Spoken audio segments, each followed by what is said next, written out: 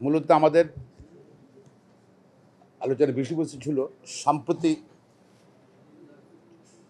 চট্টগ্রামে একজন আইনজীবীকে হত্যা করা হয়েছে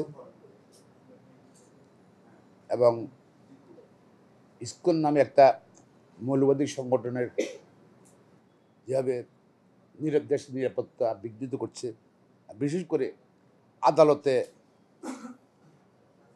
যে চট্টগ্রামের ঘটনাটা আদালতের মধ্যে হয়েছে সেগুলো নিয়ে আমাদের একটু আলোচনা করতে গেছিলাম। আর আরেকটা ইস্যু এসেছিল গতকাল সুপ্রিম কোর্টের একটা বেঞ্চে আদালত চলাকালীন সময় একটা কিছু আইনজীবী মুখোশ পরা ছিল এবং মুখোশ বিহীনও ছিল, ওখানে ডিম ছুরি মেশছে আদালত চলাকালীন সময়। এগুলো নিয়ে সুপ্রিম কোর্ট এবং সারা দেশের কোর্ট কাচারি এবং আইনজীবীদের নিরাপত্তা নিয়ে, বিচারকদের নিরাপত্তা নিয়ে আমরা আলাপ করতে গেছিলাম। প্রায় আমাদের 45 মিনিট আলোচনা হয়েছে। সেখানে মাননীয় প্রধান বিচারপতি এবং আপিল ডিভিশনের সকল মাননীয় বিচারপতিরা ছিলেন। গতকালকে সুপ্রিম কোর্টে যে ঘটনা ঘটেছে সেই সম্বন্ধে এটা আমরা মনে করি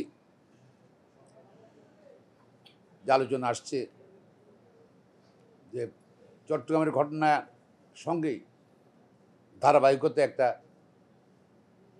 বিচার বিভাগকে বা সুপ্রিম কোর্টে একটা আতঙ্ক সৃষ্টি করার প্রয়াস।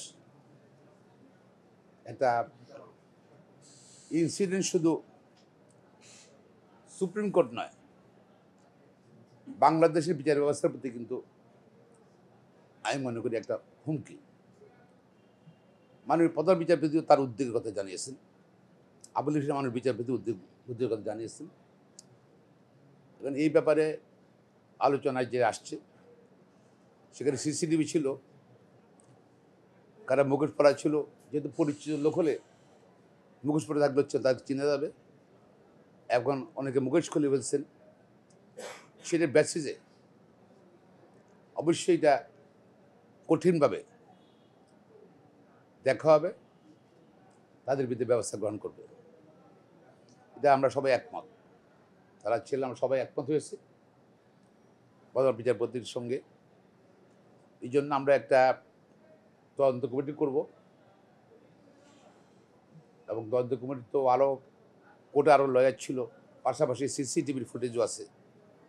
সেটার উপরে খুব তাড়াতাড়ি রিপোর্ট দেবে, রিপোর্টের বেসিসে সেই সকল আইনজীবী যারা এই ঘটনা জড়িত তাদের বিরুদ্ধে ব্যবস্থা নেওয়া হবে। এর মধ্যে তাদের মেম্বারশিপ বাতিল হতে পারে সুপ্রিম কোর্টের, এমনকি বার কাউন্সিলের সনদ বাতিল হতে পারে। আমরা সুপ্রিম কোর্ট বার অ্যাসোসিয়েশনের পক্ষ থেকে আমরা কিন্তু এই ধরনের ঘটনা বরদাস্ত করব না।